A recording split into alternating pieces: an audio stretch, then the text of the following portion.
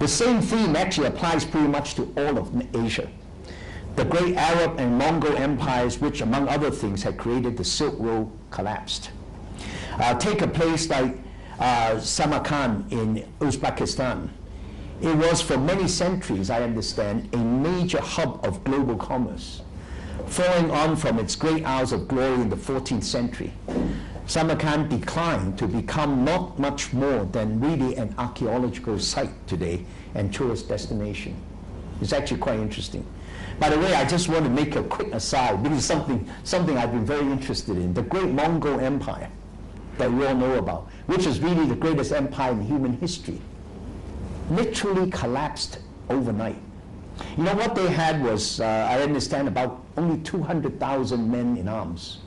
And what they did was to use those men to guard the trade routes from Asia to the Middle East. And that's how they created that. And also they had other innovations. They had the elite of one country governing another country and move people around. We had, during that period, the Persians actually in China, governing China under the Mongols. And the Chinese mandarins were sent to the Middle East somewhere, I don't know where.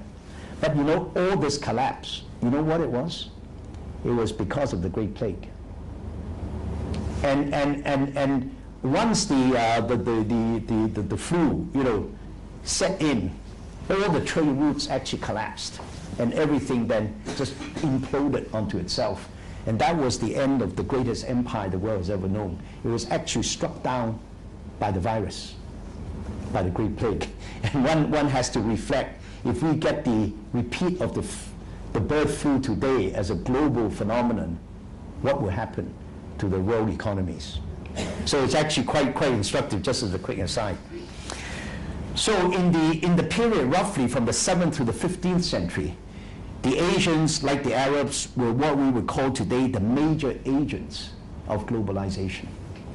At the time, the globe still excluded the New World, of course, the Americas and Australia, and it's known that China and India, for example, entertained commercial and other forms of relations, not only across the Eurasian continent, but also with Africa. Then in the 15th century, Asia and Europe took very different paths, divergent paths. Europe embraced globalization and innovation, whereas Asia switched to introversion and stagnation. Asia went on doing great things in art and architecture, but the great intellectual, philosophical, political, and scientific tremors that shook Europe during the successive eras of the Renaissance, the Reformation, the exploration, the agricultural and industrial revolutions, and so on, passed Asia totally by. It is not an exaggeration to say that while the din that was happening in Europe, Asia basically slept. So in fact, it was worse than that, you might say. Although Asia had ceased progressing technologically, institutionally, and economically, its population continued to grow.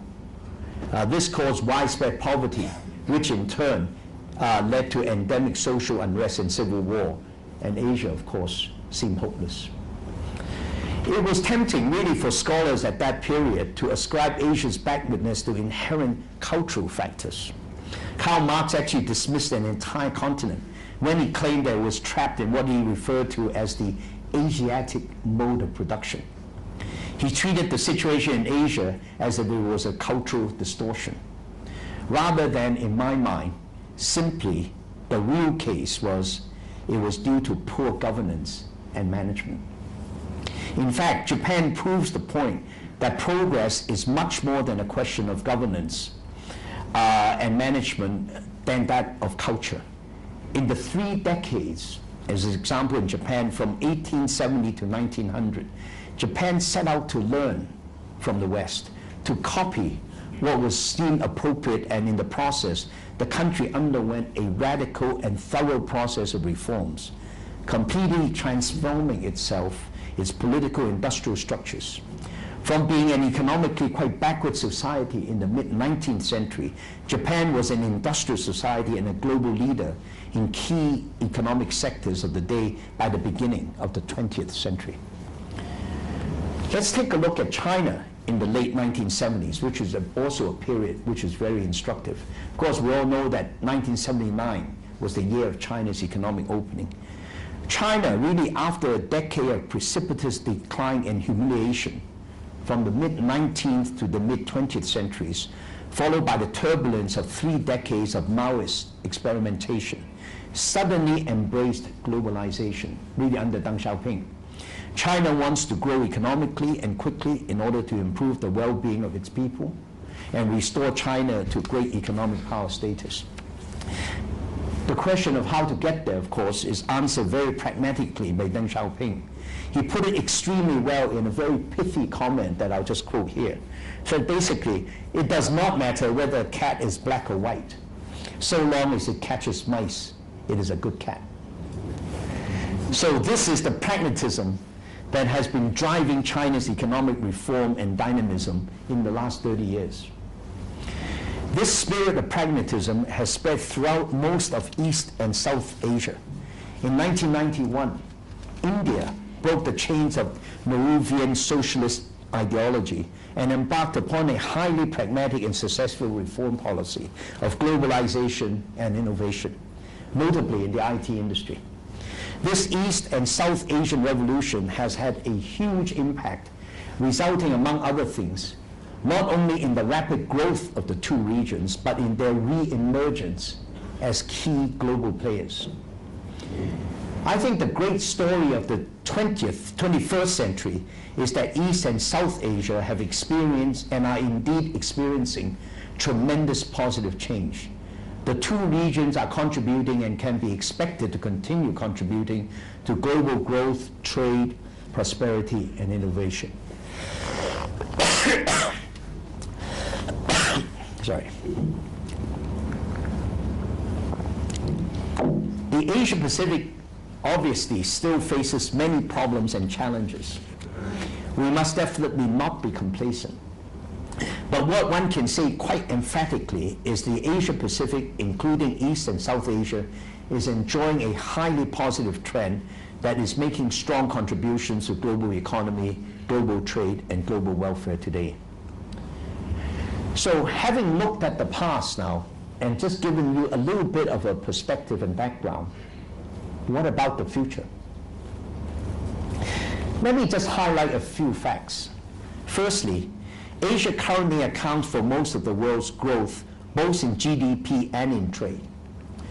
Although Western markets, the EU and the US, remain the biggest, we are seeing rapidly increasing intra-regional Asian trade as well as inter-regional trade between Asian economies and Africa, the Middle East, Latin America, and the Australasia.